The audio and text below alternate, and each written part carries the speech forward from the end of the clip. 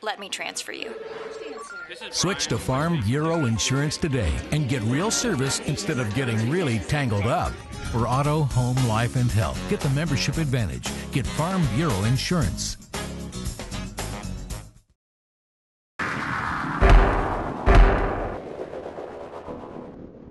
Yes, another road game, another opportunity to play a conference game against a very good opponent. Maine is probably, if you look at it on paper, the biggest team that will play. I mean, they have size on both sides of the ball, particularly the offensive line.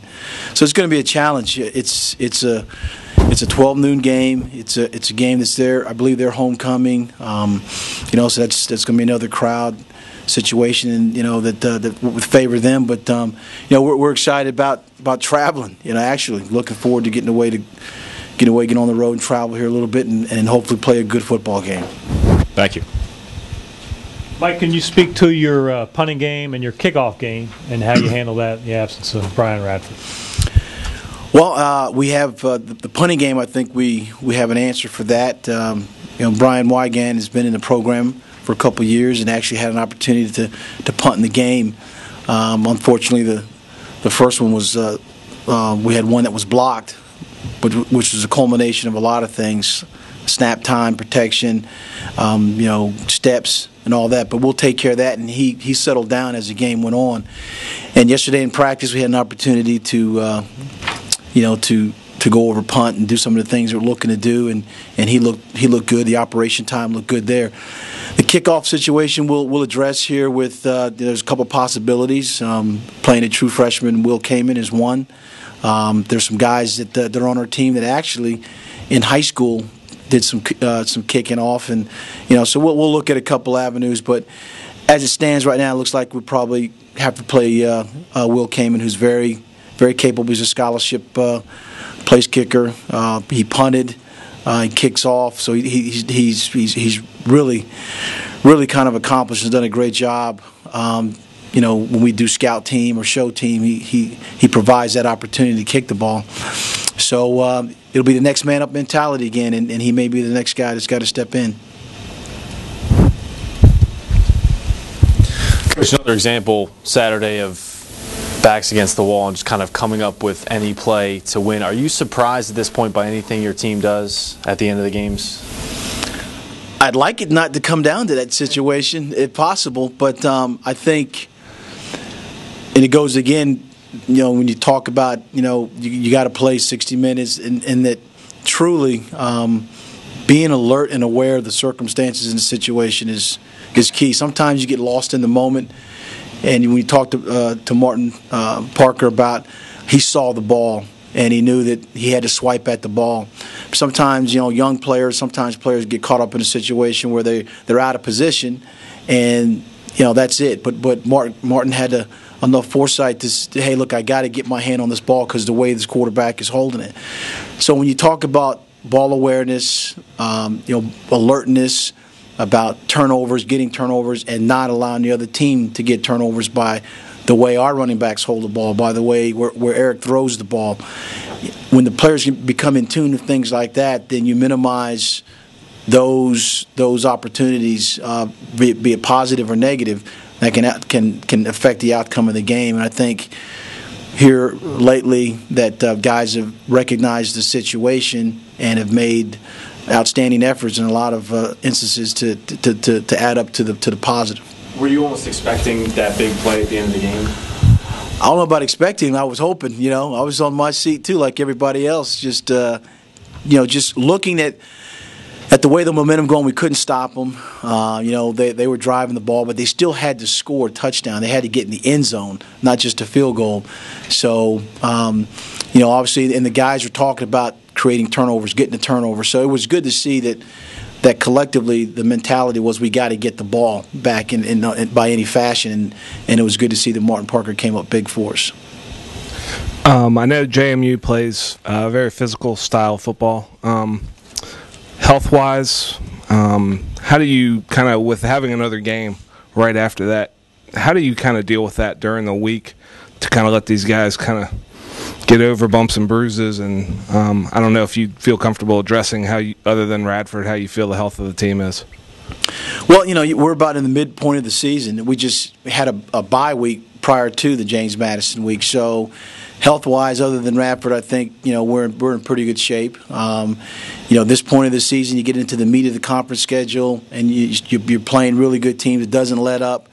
That you just have to be smart about how you practice and the way you practice. I mean, there's an accumulated amount of reps that we've done preseason, early in camp and up into the first couple games, and there's a school of thought that you continue to keep hitting and tackling, and there's a school of thought that that you continue the technique work of it, but less on the physical part of it, because all hits take an accumulated toll on your body. And we just hope that we practice smart with the guys. On Sundays, we run and we get in the pool, and Mondays they're off, and then Tuesdays we're back at it. So between Chris Stewart, knowing what these guys need, how we lift, between the players, recognizing, the routine we've been through for a couple of years here, knowing that they got to get their body ready to play on Tuesday, Wednesday, Thursday, travel on Friday, and then play again Saturday. So this is all part of it when you play college football. Just different people manage it different ways, and so far, I like the way that that our guys are managing themselves. Can you tell how similar or dissimilar this year's Maine team is to the one you played here last year at the beginning of the season? They're similar in that they're a tough, aggressive, just big, physical team. You can't forget that it was 13-10 at halftime. It was a close game, and then just by opportunities and big plays, we were able to pull away from them. But you look at the games that they played in the Syracuse game was tough, and they pulled away late. The Delaware games, was close, and so this is a team that that just by virtue of their size and strength is gonna they're gonna stand toe to toe with you and dare you to do that. And we got to be smart about how we approach them, but understand that they're going to get 8 guys to the ball, extra safety down in the box. They're going to challenge your wide receivers. Their offensive line, as big as they are, they're going to try to swallow you up and things like that. So it'll be a physical game, I'm sure, because they like to run the ball, and as we do. So we'll see what happens. This is the furthest road trip that you'll take this year, but does your team have too many seniors on it to let that become a bit of a distraction? Because Maine is a little bit different place to play than maybe any place else other in the conference, considering how far you have to travel to get there. I think you got to take a couple of pack mules and make sure your compass is packed, because you can't get there from here.